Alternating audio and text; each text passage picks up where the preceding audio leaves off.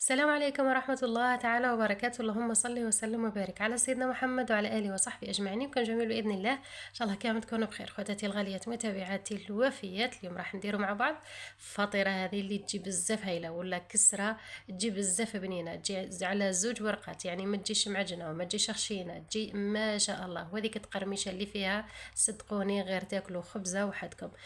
سورتو في الليل كي تحيري وش راح ديري عشاك، نوضي ديريها في نص ساعة راح توجد معاك، ولا أقل من نص ساعة توجد معاك. نروحوا مباشرة مع بعض. شوفوا كيف راح نحضر وصفتنا لنهار اليوم. أنا اليوم عطيتها لكم بالمقادير، يعني بالكاس بالمقادير مضبوطة. أنا هنايا درت 4 كيسان تاع سميد، من الأحسن من الأحسن يكون رطب، ديروا سميد الرطب. وش راح ندير عليه؟ درت عليه ملعقة كبيرة تاع سكر، ملعقة صغيرة هذيك تاع القهوة خميرة، خميرة الخبز، ملعقة صغيرة كذلك خميرة الحلويات، وملعقة صغيرة سانوج والملح، وكذلك نص كاس تاع الزيت. هنا البسوس ما تخافوش منه كامل، راح نقول لكم علاه. راح تجيكم مبسه في نفس الوقت، راح تجيكم عجينتها طريه، ولكن التبساس هذا كامل راح يبقى في الكسره تاعكم، وراح تجيكم مبسه. يعني بسوا هنايا العجينه كما راكم تشوفوا السميد تاعكم في الاول، بعدها نضيفوا الماء في المرحلة الثانية. يعني هنايا مرحلة أساسية لازم تبسوا هذيك السميد وهذاك الزيت جيدا. قلت لكم العجينة وش فيها ملعقة سكر كبيرة، ملعقة صغيرة تاع القهوة هذيك خميرة الحلويات، وملعقة صغيرة خميرة الخبز، وملعقة صغيرة تاع سانوج تقدروا ديروه، تقدروا تستغنوا عليه، والملح بطبيعة الحال حسب الرغبة تاعكم. هنايا واش راح ندير كذلك، راح نعطي لكم الماء بالكيل. درت الكاس الأول كامل، وزدت درت نص كاس يعني كامل. يعني انا هنا يا عيني هي ميزاني، ولكن مالفه نخدم بالنوعيه هذه تاع السميد. قلت لكم استعملوا السميد الرطب، ما ديروش هذاك السميد اللي فيه تشيشه ولا اللي يجي حرش، يعني ديروا السميد الرطب باش تحصلوا على هذيك العجينه القوام تاعها.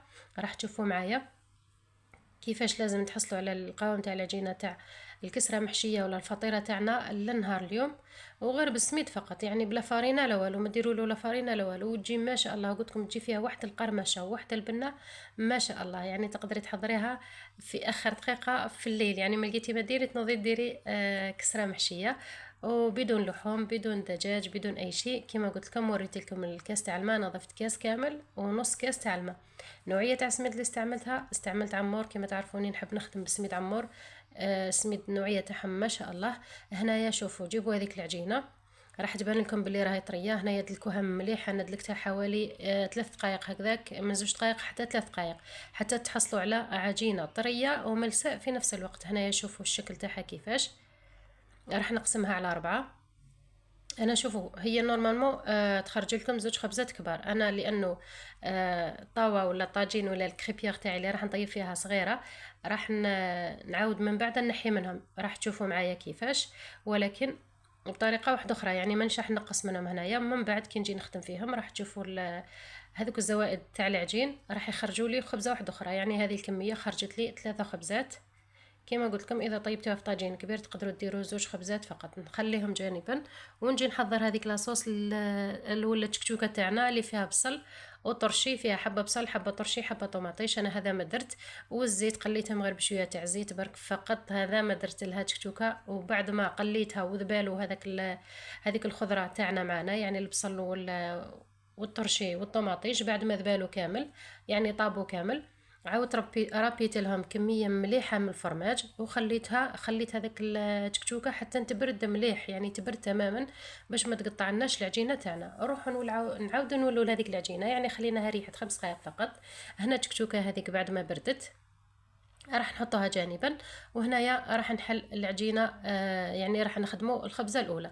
هنايا شوفوا باش ما تجيكمش، انا ما درتهاش هذيك اللي تجي مغلوقه وتجي فيها الحاشيه وتجي هذيك حاشيتها خشينه. انا درتها كشغل كسره يعني عاديه، ما تبانش كامل فيها الحاشيه هذيك. يعني تبعوا فقط الخطوات وراح تفهموا واش راني نقصد. يعني ما تجيش فيها هذيك التطبيقه تاع التطبيقه العاديه اللي نديروها ولا اللي يديروها في الكسره، يعني المحشيه. هنايا شوفوا تجيب طبسي، جيبوا الطبسي اللي مالفين يعني ولا اللي يساعدكم الحجم تاعو.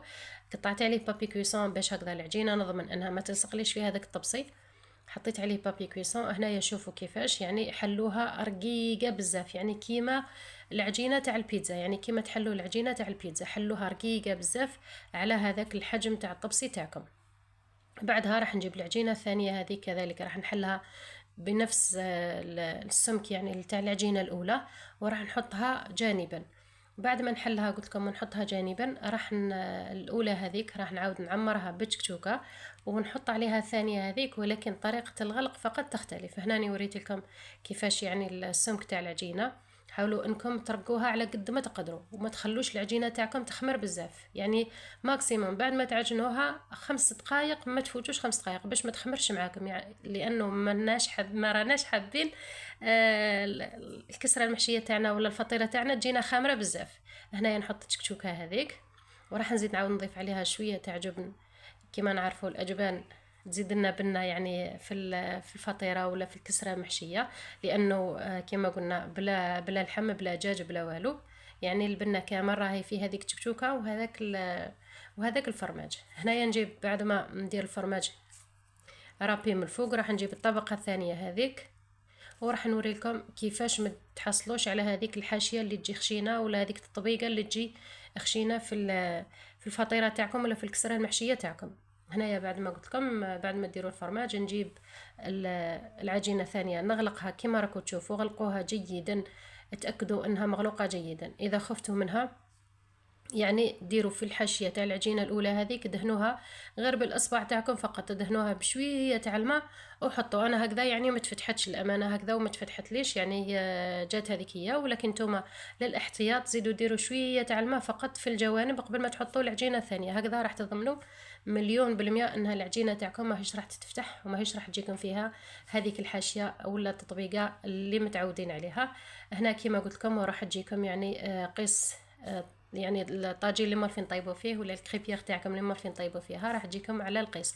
هنايا راح يساعدني كذلك هذاك الطبسي اني اللوحه في الطاجين. هنا كيما راكم تشوفوا شوفوا الشكل تاعها كيفاه جا دائري، وهذيك الحاشيه كامل ما فيهاش. هنايا زيدوا كتأكيد فقط يعني بعد ما تحطوها زيدوا يعني عبزوا على هذوك الحواشي هكذا باش ما يتفتحوش معاكم، وابقوا حركوا فيها في كامل الجوانب. انا للامانه الطاجين تاعي يعني عنده بزاف كشغل بدا ما يطيبليش مليح يعني من الوسط، كشغل هذاك الكريبيير تنفخت في الوسط ما ولاش يطيب لي مليح. وانتم اكيد يعني يكون الطاجين مليح راح يوزع لكم الحراره مليح وراح يطيب مليح. هنا شوفوا كيفاش راهي منفخه ما شاء الله، يعني حتى تنفخ وتتنفخ معاكم، قلت لكم كامل ما تتحلش معاكم في الطياب، وتجيكم ما شاء الله تجيكم على شكل خبزه تاع كسره. اذا وصلتي حتى لهنا اختيتو واذا وصلتي حتى لهنا اختيتو ما تنساش الاشتراك في القناه وتفعيل زر الجرس باش توصلك كامل فيديوهات باذن الله. ما تنساش انه قناتي جديده وتطلع بكم، وان شاء الله ما تبخلوناش من هذاك الاشتراك وهذاك الجام الحلو اللي كيما نتوما. وهذه هي كسرتنا وفطيرتنا لنهار اليوم، من اسهل الوصفات اللي ممكن تحضريهم.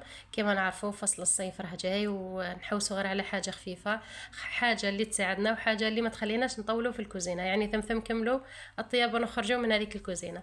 هذا هو الفيديو تاعي مع خواتاتي لنهار اليوم، ان شاء الله تجربوا الوصفه هذه بالصحه والهنا. وما تنساوش كما قلت لكم تخلوا لي هذاك الجام وهذا الكومنتير فضلا وليس امرا. دمتم في رعايه الله وحفظه والى اللقاء.